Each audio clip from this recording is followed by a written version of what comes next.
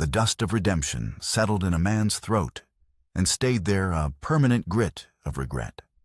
For 10 years, Amos Calder had carried that dust inside him, a physical reminder of the ash that had once been his life. He sat in the town's only bank, his broad shoulders slumped in a posture of defeat that had become as natural as breathing. He was waiting for the clerk to count out the meager sum from the sale of a dozen head of cattle, his mind 1,000 miles away, back on the ridge where 2 simple wooden crosses caught the unforgiving afternoon sun. Then chaos erupted. The batwing doors of the bank slammed open, crashing against the interior walls with a sound like a thunderclap. 3 men faces, hidden behind dusty bandanas, stormed in, their pistols held high. Panic seized the room in a cold fist. A woman screamed. The clerk's hands shot into the air coins, scattering across the polished floor. "Nobody moves," one of the robbers snarled, his voice a ragged bark. Amos didn't flinch. His body remained still, but his mind honed by years of solitude, and the quiet observation of a dangerous world began to calculate. 3 men. 2 covering the room, 1 at the teller's cage. Their movements were jerky, fueled by nervous energy. Amateurs, the most dangerous kind. His hand drifted almost imperceptibly toward the Colt Peacemaker holstered at his hip. He had sworn off violence, had laid down the gun that had served him in the war, vowing to build a life with his hands, not take it with them. But that was before the fire, before the silence. Now the gun was just a tool like a shovel or an axe, and he was a man who knew how to use his tools. "You Mr. the second robber." A wiry man with frantic eyes pointed his pistol at Amos. On the floor now, Amos didn't move. He met the man's gaze, his own eyes, as gray and unyielding as granite. There was no fear in them, only a profound weariness. This violence, this crude assertion of power, was just another verse in the same sad song the world had been singing for as long as he could remember. The robber's bravado wavered. "I said, get down." It was then that the first shot was fired. Not by the robbers, but by the old bank manager, a man of more courage than sense, who emerged from his back office with a double-barreled shotgun. The blast was deafening, in the enclosed space buckshot tearing a splintered gash across the ceiling. The room exploded into a symphony of destruction. The robbers returned fire, their panic turning to rage. Glass shattered. Wood splintered. A bullet whined past Amos's ear, close enough to feel its heat. He finally moved, diving behind a heavy oak desk, as the air filled with the acrid smell of gunpowder. Amid the cacophony, a single sharp sound cut through the noise. A stray bullet struck the glass display case of the town jeweler, which stood against the far wall. The glass didn't just break. It vaporized into a crystalline mist. Inside, on a bed of faded velvet, a silver locket was struck. It flew into the air, spinning end over end, a glint of polished light in the smoky chaos. Time stopped for Amos Calder.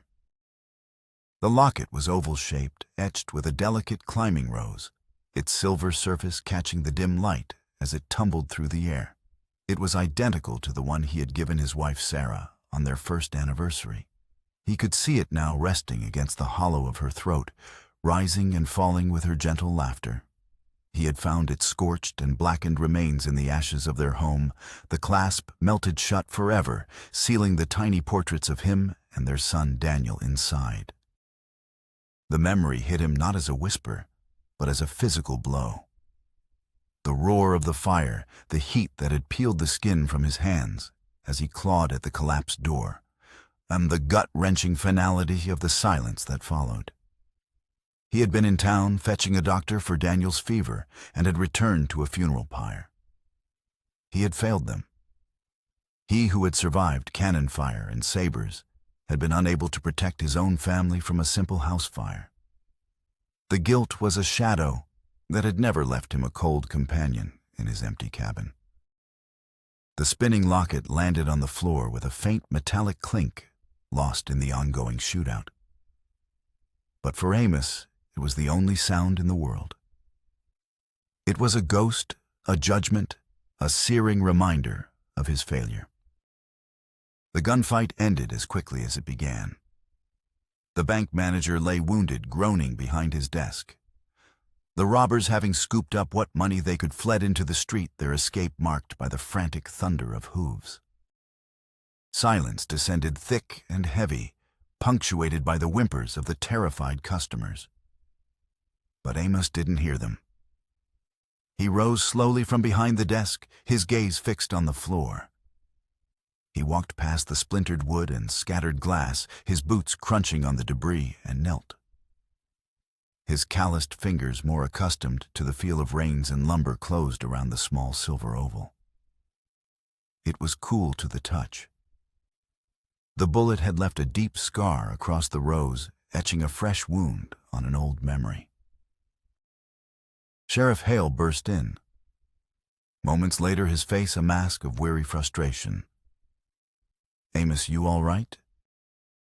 Amos didn't look up. He simply stood, the damaged locket clutched in his fist, its edges digging into his palm. "I'm fine," he said, his voice a low gravel. But he wasn't. The robbery had torn open a wound he thought had long since scarred over. The sight of that locket had brought the ghosts of Sarah and Daniel rushing back, their silent accusations echoing in the hollow chambers of his heart. He left the bank without another word, and the locket a cold, hard weight in his pocket. He mounted his horse and rode out of Redemption, not back toward his silent ranch, but toward the general store. The bank robbery had taken something from him, a fragile piece he hadn't even realized he'd been clinging to. It had reminded him of the world's casual cruelty, a cruelty he had sworn to stand against, a vow born in the ashes of his home. He had failed to save his family. He could not fail again. It was on the edge of town, where the dust of the main street gave way to hard-packed earth, that he heard it. The sharp, sickening crack of a leather whip, followed by the thin, choked cry of a child. His head snapped up. Through the shimmering heat, he saw her. A little girl no more than 9, falling to her knees in the dirt. A woman stood over her whip, raised for another strike. Townspeople watched from a distance, their faces averted, their silence a form of consent. "Whipped like Mama was." The girl sobbed, her words swallowed by the merciless sky. Something in Amos broke. The grief, the guilt, the simmering rage from the bank, it all coalesced into a single, unshakable purpose. The world had just shown him its cruelty in the form of masked robbers and random bullets. Now it was showing him again in the form of a woman's hand raised against a child. He reined his horse to a halt, the leather creaking in protest. His jaw locked. He had failed to protect his son. He had failed to shield his wife. He would not fail this child. Swinging from his saddle, his boots hitting the ground with the force of a judgment, he began to walk toward her. The vow he had made to himself 10 years ago, whispered into a sky choked with smoke, was no longer a quiet promise. It was about to become a roar. Amos Calder's shadow fell over the girl first, a sudden eclipse of the cruel afternoon sun. Clara flinched, curling tighter her small arms, wrapping around her head, as if to ward off not just the whip, but the entire world. She expected another blow, another curse. Instead, she heard the soft clink of spurs against hard-packed earth, and a voice that seemed to rise from the very ground beneath her. "Enough." The word was not shouted. It was a low rumble filled with the quiet authority of a man who had no need to raise his voice to be heard. The widow, holding the whip, froze mid-swing, her sharp, pinched face twisting in outrage. She turned to face the intruder, a broad-shouldered man, whose weathered face seemed carved from the same stone as the nearby mesas. "This is no affair of yours, Calder." She spat, her voice thin and reedy. "She's mine to discipline. She owes a debt." Amos planted his feet, his stance as unyielding as an old oak. He looked from the widow's venomous glare to the trembling child at his feet. He saw the welts rising on Clara's back. Through the threadbare fabric of her dress, the dirt caked with tears on her cheeks, and the ghost of his own son Daniel flickered in his vision. Daniel feverish and small, reaching for him. "A child owes no debt," Amos said, his voice dangerously calm. "And I won't see her beaten again." The air crackled. The small crowd of onlookers shuffled uncomfortably. They knew Amos Calder. He was the recluse from the ridge, a man who kept to himself, shrouded in the tragedy of his past. But they also knew the quiet strength that radiated from him, the sense that he was a man who, once set on a course, would not be turned. The widow sneered, her courage fueled by the town's silent endorsement of her cruelty. "Then you take her, you feed her, you clothe her, and you keep her from turning wild. But don't come crying to me when her wickedness ruins you too." She spat in the dust near his boots and stalked away, her fury a toxic cloud left in her wake. The whip clattered to the ground, a coiled snake of leather lying between them. Clara flinched at the sound. Her world had shrunk to the space between the dirt and the sky, a world defined by pain and loss. She didn't dare look up. But then Amos knelt, moving with a slow, deliberate grace that was at odds with his size. He didn't reach for her. Instead, he placed his hand flat on the ground near her, his calloused palm steady and patient, letting her see it held no threat. "Little one?" He said, his voice softer now, the gravel smoothed away by a tone she had never heard directed at her. "The storm's passed. You're safe." Through the blur of her tears, she risked a glance. She saw eyes that didn't look away, that held no pity, only a deep, sorrowful understanding. Slowly, as if moving a limb long broken, she placed her tiny scraped hand into his. His fingers, rough and scarred, closed around hers with a gentle strength that was a revelation.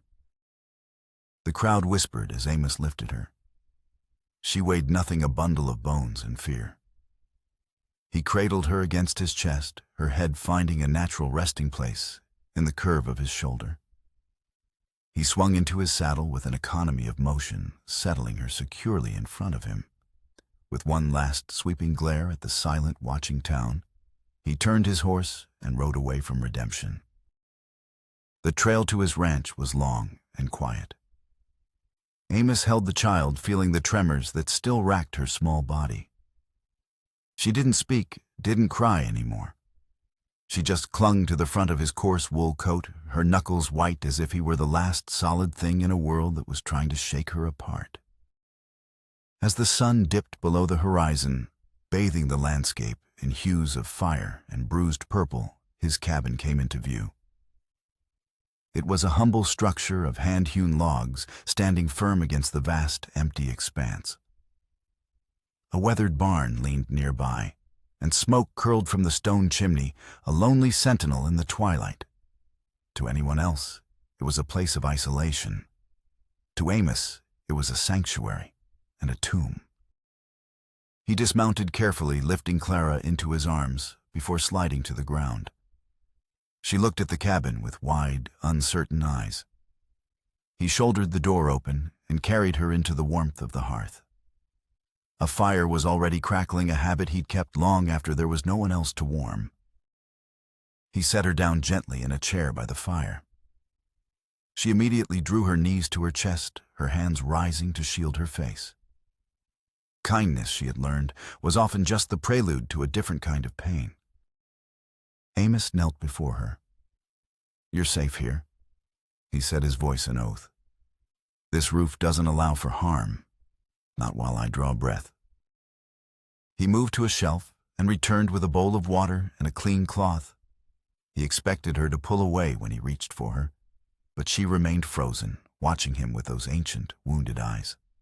His touch was surprisingly gentle as he wiped the grime from her face, revealing the delicate features beneath. She had her mother's eyes, he thought, recalling the brief, sad story of the woman who had worked herself into an early grave, on a neighboring farm. "What's your name, child?" he asked. Her voice was a fractured whisper. "Clara." "Clara," he repeated the name, feeling solid and real in the quiet room. "You'll carry that name here without shame. No one will take it from you." For the first time, a sound escaped her, a small, broken sob. Amos rose and fetched a loaf of hard bread and a wedge of cheese from the cupboard. He set it on the table before her. She stared at the food as if it were a mirage. Then, hunger overriding a lifetime of caution, she tore into it. Chewing and swallowing with a desperate urgency, tears streaming silently down her face. Amos sat across from her, his hands resting on the worn wood of the table. He watched her eat, and in the flickering firelight, he saw not just a rescued girl, but a chance.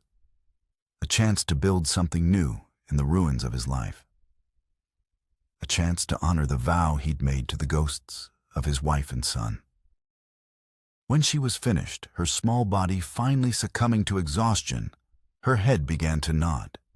He lifted her again, her weight now, a comforting burden, and carried her to the small cot in the corner of the room. He tucked a quilt around her, one Sarah had stitched years ago, its faded patterns telling a story of a happier time. She curled into its warmth, her breathing evening out into the deep rhythm of sleep. Amos stood over her for a long time, the locket in his pocket, a cold, heavy weight. In Clara's bruised face, he saw a mirror of his own brokenness. He had taken her in to save her, but as he watched her sleep safe under his roof, he wondered if just maybe she was the one who had come to save him. He spent the night in the chair by the fire, his rifle leaning against the wall. He didn't sleep. He kept watch not just over the sleeping child, but over the fragile new purpose that had taken root in his heart. The town would not let this go. Men like the widow and those who stood with her did not forgive defiance. He had drawn a line in the dust, and he knew they would come to cross it. The quiet of his life was over. The fight had just begun. The first days on the Calder Ranch were a study in silence and caution. Clara moved like a phantom, her bare feet making no sound on the rough-hewn floorboards. She spoke only when spoken to, her answers whispered and brief. Her eyes wide and perpetually startled, followed Amos's every move, trying to decipher the rules of this new, unfamiliar world, where a raised voice was never heard and a helping hand was never followed by a blow. Amos, for his part, understood that trust like a wild colt could not be forced. It had to be earned with patience and consistency. He gave her small, simple tasks, not for the labor, but to give her a sense of place. Gathering eggs from the henhouse, carrying a small pail of water, from the well stacking kindling by the hearth. Each time she completed a task, she would look up at him, her body tensed, awaiting the critique or punishment that had always followed. Instead, Amos would offer a simple, quiet nod. "Good work, Clara." The words were a balm, slowly soothing wounds that were more than skin deep. One morning, while fetching eggs, one slipped from her small hands and shattered on the ground. She froze her face, paling in terror, her hands flying up to protect her head, in a gesture so ingrained it was instinct. She waited for the inevitable shout and the sting of the lash. Amos, who had been watching from the barn door, walked over slowly. He knelt beside her, his large frame casting a gentle shadow. He didn't look at the broken egg. He looked at her. "It's just an egg, Clara," he said, his voice low and calm. "We have more. See," he pointed to the nesting boxes where other hens clucked contentedly. He picked up the largest piece of shell, then began gathering the smaller fragments. Clara watched him, her fear slowly receding, replaced by a profound confusion. After a moment, she lowered her hands and began to help her tiny fingers picking the shell from the dirt. They worked in silence, and when they were done, Amos simply said, "Let's try again." This time her hands were steadier. Peace on the frontier, however, was a fragile commodity. By the third day, a rider appeared on the ridge, a dark silhouette against the vast, pale sky. Amos's hand went instinctively to the rifle he always kept near. Clara, seeing the change in him, scurried behind him, her small hand gripping the back of his shirt. The rider was Sheriff Hale. He rode with a reluctant purpose, his horse's gait slow and heavy. He stopped at the fence line, not crossing onto Calder land, a small but significant gesture. "Amos," he called out, tipping his hat. His face was etched with the weariness of a man caught between his conscience and his duty. "Words come. The widow filed a formal complaint. Claims you stole her property." Clara flinched at the word property, her nails digging into the fabric of Amos's shirt. Amos's voice was as flat and hard as the plains. "She's a child, Hale, not a mule. She's under my roof now." The sheriff sighed, running a hand over his face. "I know that, Amos. And you know that. But Jacob Vance has gotten involved. He's backing the widow's claim. Says it's about upholding contracts and debts. Says if men can just ignore their obligations, the whole town will fall apart." The name landed with a thud. Jacob Vance. The wealthiest rancher in the valley, a man whose influence ran deeper than the town well. Vance was known for his cold-eyed ambition and his belief that order was maintained through strength, which often meant cruelty. He and Amos had a history of quiet animosity that had simmered for years over land rights and water access. Vance saw Amos's solitary nature not as a result of grief, but as a weakness to be exploited.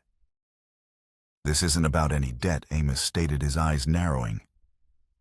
"This is about Vance seeing a chance to press me. He's using that woman, and he's using this child to do it." "Maybe so." Hale conceded, his gaze drifting to Clara, who peeked out from behind Amos's legs. "But he's got the town council listening. They're talking about sending a deputy out here with a writ to reclaim the girl." A cold fire ignited in Amos's chest. "Then you tell the council," he said, his voice dropping to a low, dangerous growl, "that the first man who steps on my land with a paper trying to claim this child will be carried off it." The sheriff's expression hardened. "Don't make threats, Amos. You're putting me in a difficult position." "This isn't a threat. It's a promise." Amos replied, his hand resting on the fence post, his knuckles white. "You know what that woman did to her. You saw the town turn its back. If you let them drag her back into that hell, then the law you serve isn't worth the tin star on your chest." Sheriff Hale stared at him for a long, silent moment.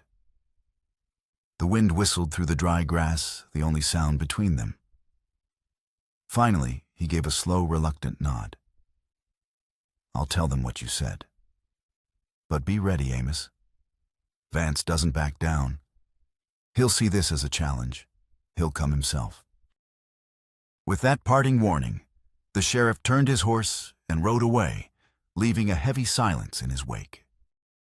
Clara looked up at Amos, her face a pale oval of fear. "Are they going to take me back?" she whispered, her voice trembling. Amos knelt, turning her to face him. He put his large hands on her small shoulders, his grip firm and reassuring.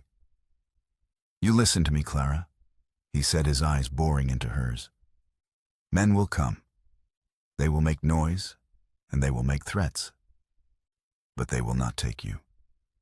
This is your home now. I will not let them harm you." He was making a vow not just to her but to the ghosts of Sarah and Daniel. This time he would be here. This time he would be ready. That night, Amos didn't sit by the fire. He walked the perimeter of his property, his rifle a familiar weight in his hands. The moon was a cold, silver disk in a sea of stars illuminating the land in shades of gray and black. He saw the way the shadows pooled at the base of the ridge, the natural depressions in the land that could hide approaching riders. He wasn't just a rancher anymore. He was a sentry. Inside, Clara was not asleep. She sat on the cot, the quilt wrapped around her, watching the door. She heard every creak of the cabin, every rustle of the wind, and imagined them as the sounds of men coming to drag her away. But then she would hear the crunch of Amos's boots on the gravel outside, the steady rhythmic sound of his patrol, and a small measure of peace would settle in her heart. He was out there. A lone man against a gathering storm, a silent guardian standing watch in the dark. Amos knew this was only the beginning. Vance would not send the law next time. He would send his own men, thugs on his payroll who operated outside the reach of Sheriff Hale's reluctant authority. He had seen Vance's brand of justice before. It was swift, brutal, and final. As the first light of dawn began to paint the eastern sky, Amos returned to the cabin, his face set like stone. He had made his stand. Now he would prepare for the siege. Amos understood that Jacob Vance's obsession with a single destitute orphan girl made no sense. It wasn't about the law, and it certainly wasn't about the pittance of debt the widow claimed. There was a venom in it, a personal fire that burned too hot for a simple property dispute. To fight a man, you had to understand what drove him. Amos needed to know why Vance was willing to spill blood over this. He left Clara the next morning with a heavy heart. He fortified the cabin as best he could, wedging the windows shut and barring the door from the inside. He left her with a stack of firewood, a full water bucket, and his hunting knife. "Don't open this door for anyone but me," he instructed, kneeling to look her in the eye. "You hear a horse, you hide in the root cellar. Don't make a sound. I'll be back before sundown." Her small face was pale with fear, but she nodded, her hand clutching the handle of the large knife. "I'll be brave," she whispered. "I know you will," he said. And the pride in his voice was a new and startling thing for both of them. He rode into redemption not as a recluse, but as a man on a mission.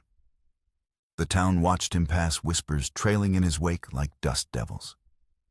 He ignored them.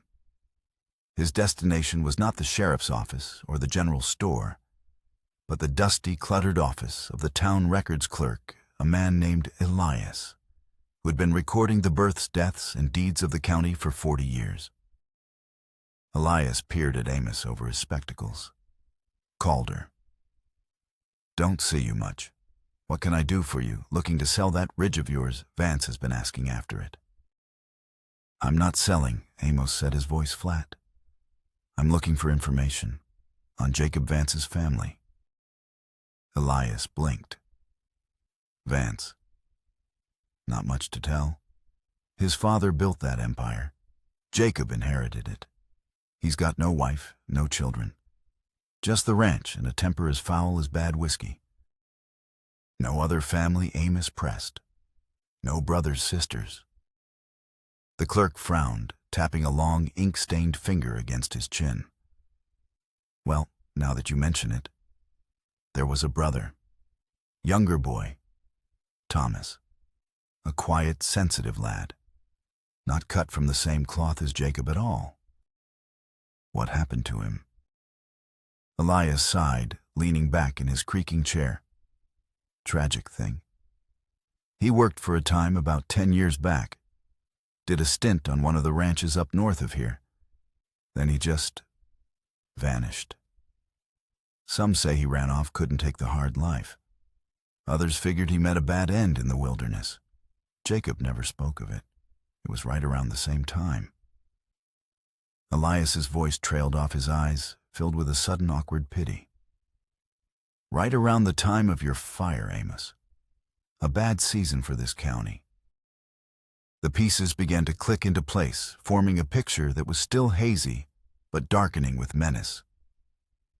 A younger brother who had vanished 10 years ago. It wasn't enough. He needed more. He left the clerk's office and made his way to the edge of town, to a small dilapidated shack where an old ranch hand named Jebediah lived out his days. Jebediah had worked for nearly every outfit in the valley, including Amos's for a brief time long ago. His memory was as long as his beard and just as tangled. Amos found him sitting on his porch carving a piece of wood. Jebediah. The old man squinted up at him. Calder, heard you've stirred up a hornet's nest. I'm looking for information, Amos said, getting straight to the point. About Thomas Vance. Jebediah's knife stilled. He spat a stream of tobacco juice into the dust. Thomas. Haven't heard that name in a decade. Why are you digging up that poor boy's ghost? He worked for me, didn't he, for a few months that summer? He did. Jebediah confirmed, his eyes clouding over.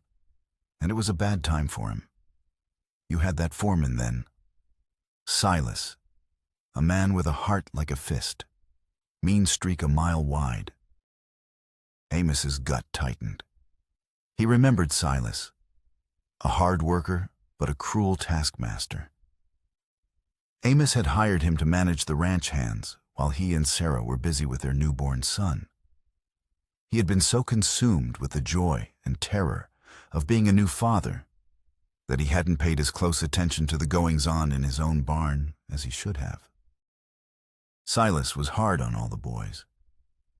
Jebediah continued, his voice low, but he took a special dislike to Thomas Vance. The boy was soft-spoken, liked to draw more than he liked to rope. Silas called him weak. I saw him take a horsewhip to the boy once for spilling a trough of water, said he was beating the softness out of him. Amos felt the blood drain from his face. A whip on his land, the very thing he had sworn to forbid. I didn't know. Amos whispered the words, tasting like ash. You had a new baby, a sick wife. Your mind was elsewhere, Jebediah said, not unkindly. I told Silas to leave the boy be, or I'd tell you. The next day you came down to the barn. You'd heard him yelling at another hand. You fired him on the spot. But for Thomas, I think the damage was done. He was a proud boy despite his quiet ways. The shame of it. It ate him up. What happened after I fired Silas? Amos asked, his voice strained. Thomas was gone the next morning. Just vanished. Took nothing with him. Jacob Vance rode up to your ranch a few days later, mad as a hornet, asking where his brother was. You told him what you knew, that he'd run off. Vance didn't believe you. He accused you of covering for Silas, of letting his brother be broken on your land. He swore he'd see you ruined for it. Then the fire happened, and everyone just forgot. But Jacob Vance hadn't forgotten. It all made a terrible, sickening sense now. For 10 years, Vance's hatred had festered his grief, twisting into a relentless vendetta. He didn't just blame Silas. He blamed Amos for hiring him, for not seeing the abuse, for failing to protect his younger brother. And when Thomas disappeared, presumed dead, Vance had laid that death at Amos's door. This wasn't about a girl. It was never about the girl. Clara was just a weapon, a tool for Vance to inflict upon Amos the same kind of loss he had suffered. He wanted to take away the one thing Amos had chosen to protect, to prove that Amos Calder was still the man who let the vulnerable be destroyed under his watch. Amos rode back to his ranch, a cold dread coiling in his stomach. He was not just facing a greedy rancher. He was facing a man consumed by a decade of righteous, grief-fueled hatred. He understood the enemy now.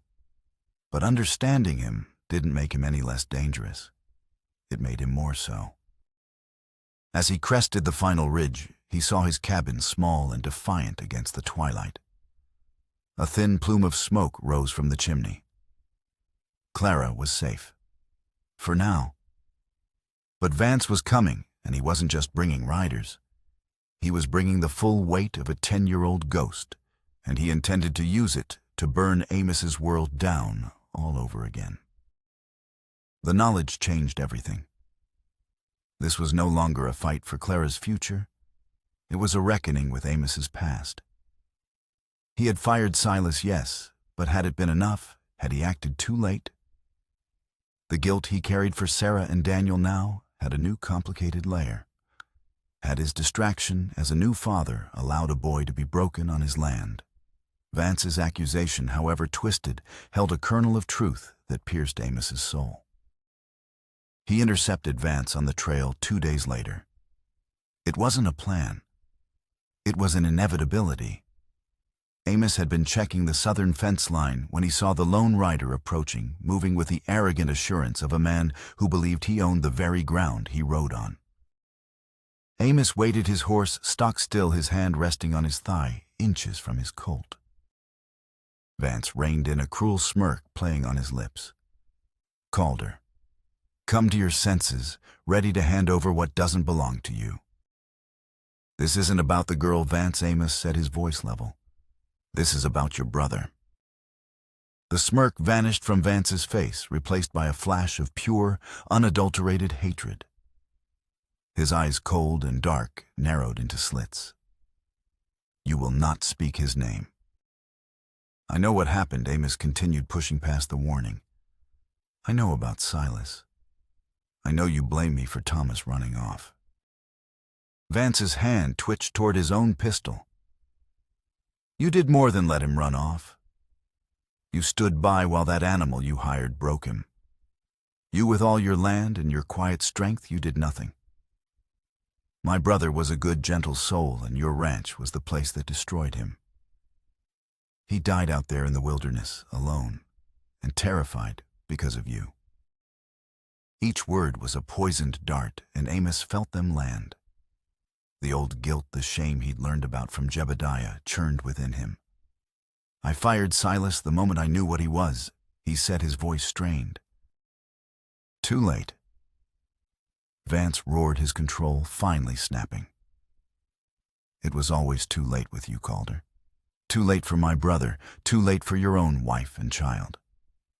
Everything you're supposed to protect turns to ash.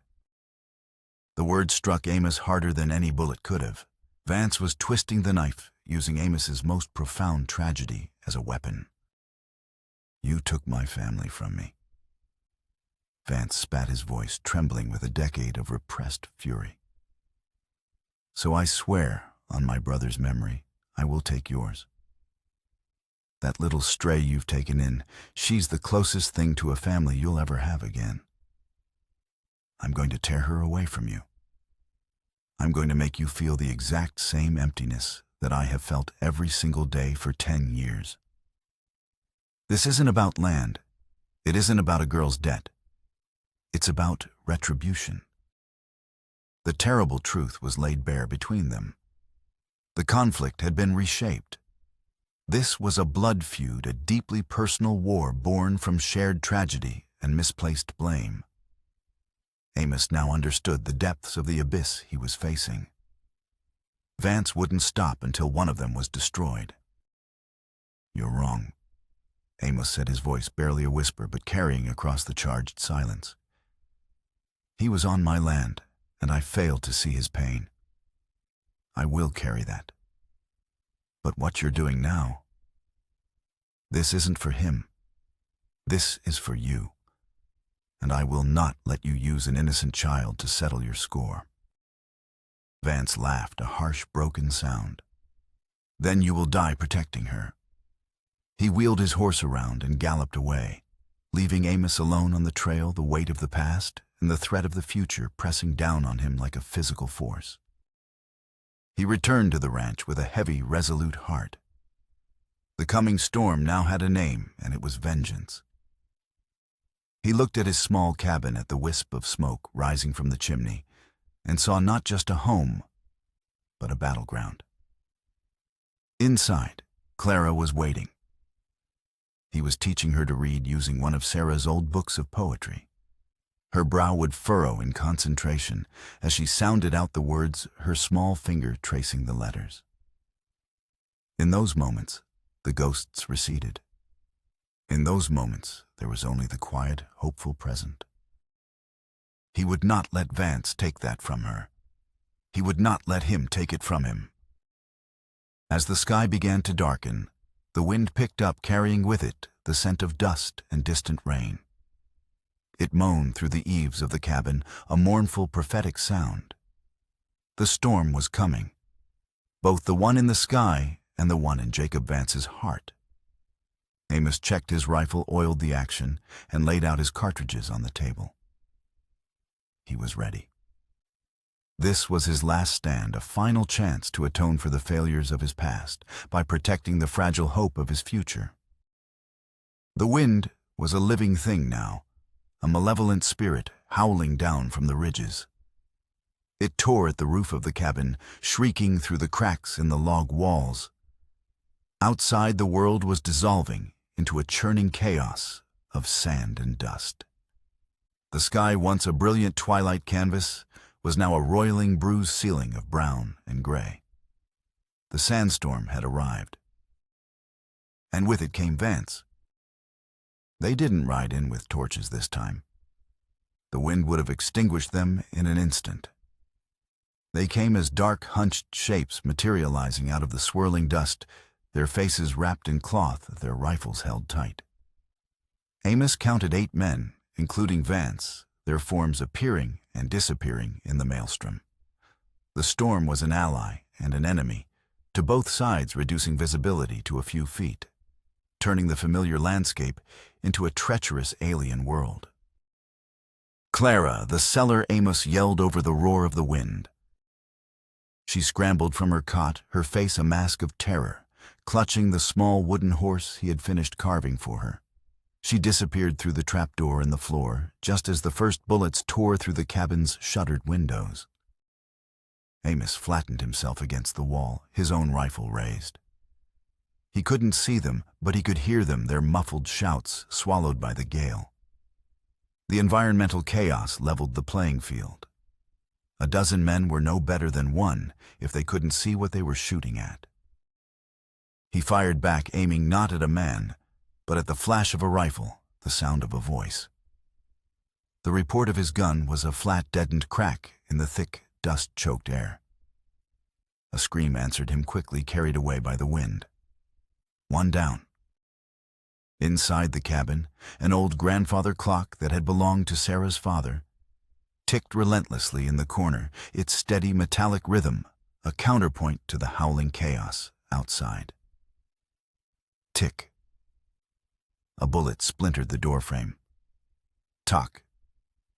The window shutters shattered, spraying glass and wood inward. Tick.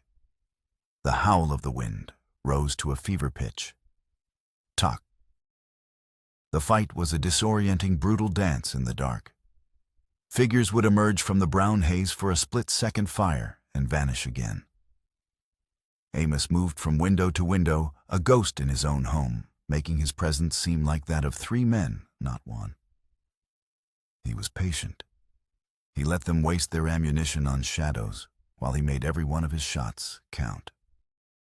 Suddenly, the front door crashed inward, ripped from its leather hinges by the force of 2 men throwing their weight against it.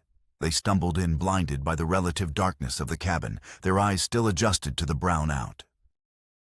Amos was ready. He fired from the shadows. The first man fell with a cry. The second, his face a mask of shock, raised his rifle. But Amos was already moving, closing the distance.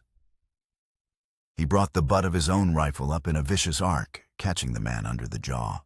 He crumpled to the floor, unconscious. A sharp, searing pain exploded in Amos's left shoulder. He staggered back, hissing a bullet, having torn through the wood of the wall and into his flesh. His arm went numb, his grip on the rifle faltering.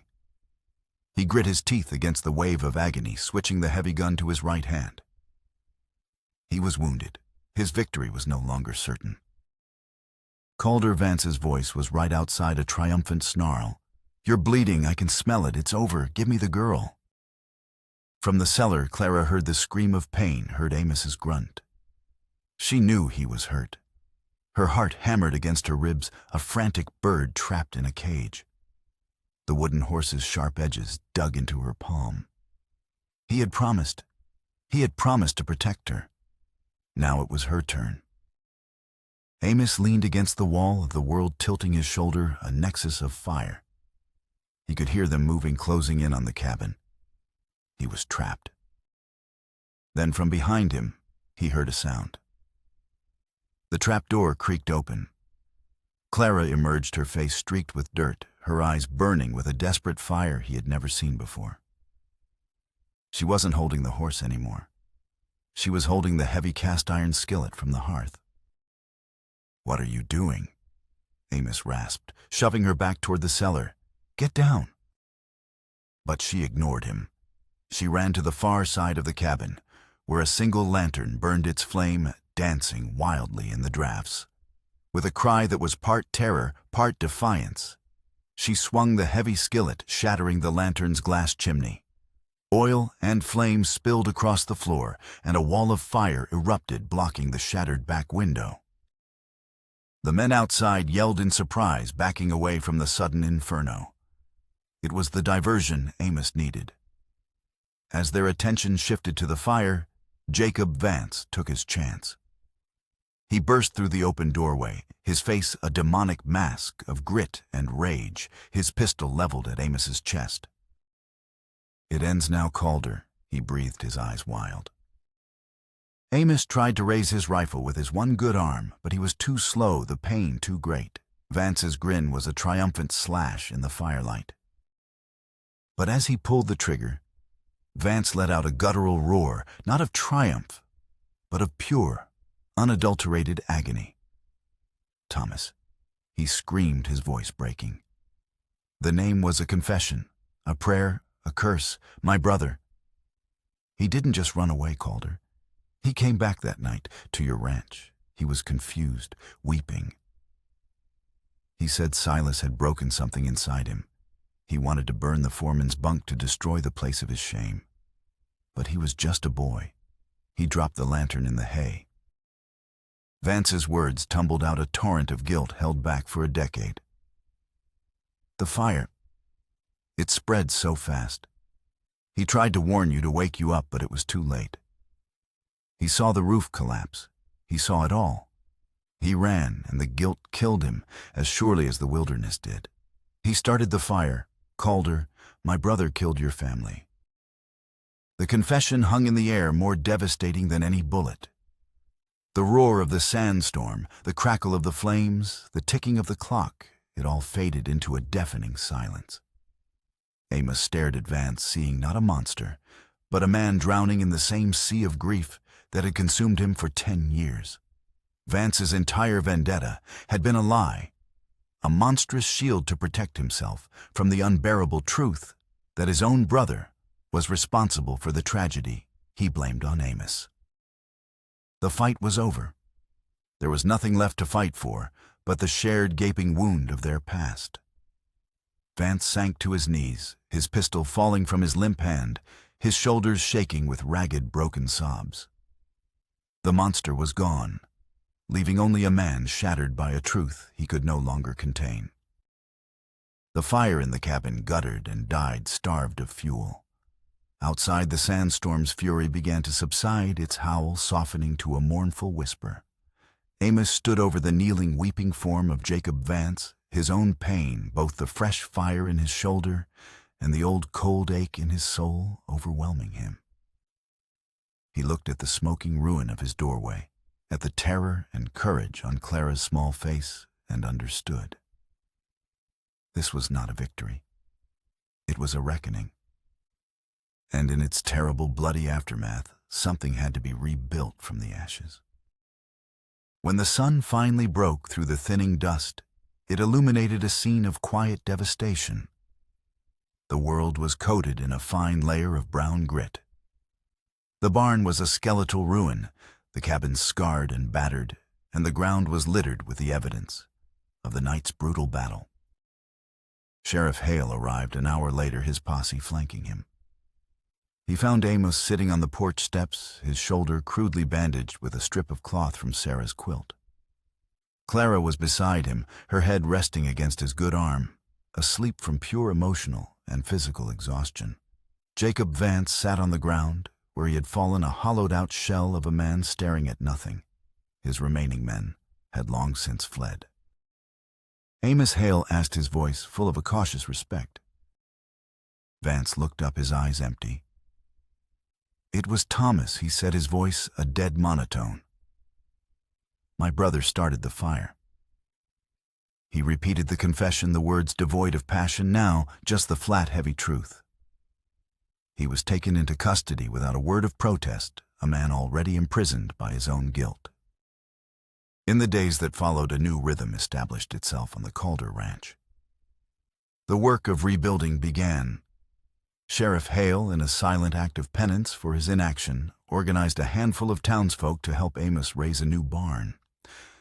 They worked in a somber, respectful silence, their hammers echoing in the valley. They were not just rebuilding a structure. They were helping to mend a tear in the fabric of their community. Amos, his arm in a sling, directed the work, but his true focus was on Clara. The terror of the attack had left its mark, but something else had been forged in that fire, a fierce, unbreakable bond. She was no longer his ward. She was his partner in survival. He saw her not as a fragile victim, but as the brave girl who had faced down the darkness with a cast-iron skillet and a heart full of courage. He began to teach her to read in earnest, using Sarah's old book of poems. They would sit by the fire in the evenings, her small finger tracing the words as he sounded them out. "Hope is the thing with feathers." She read one night, her voice hesitant but clear. She looked up at him. "What does that mean?" Amos looked into the flames, and the memory of Sarah's smile warming him.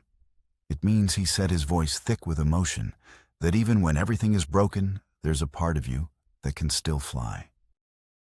Weeks turned into a month. The new barn stood tall against the sky. The scars on the cabin were repaired. The land began to heal. And so did Amos. The weight of his guilt had not vanished, but it had changed.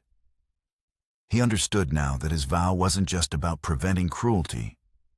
It was about actively choosing to build a life around kindness and love, to honor the family he had lost by protecting the family he had found. Forgiving himself had become possible because he had someone else to live for. One crisp autumn morning, he took Clara by the hand. He led her up the ridge to the two simple wooden crosses that marked the graves of his wife and son. The wind whispered through the tall grass. For a long time, he stood in silence, his hat in his hands. "Sarah," he said at last, his voice soft. "Daniel, this is Clara." Clara stepped forward shyly, clutching the small wooden horse in her hand. "She's a good girl." Amos continued, his gaze on the crosses. "She's brave and she's kind. I think you would have loved her." He looked down at Clara, his eyes glistening.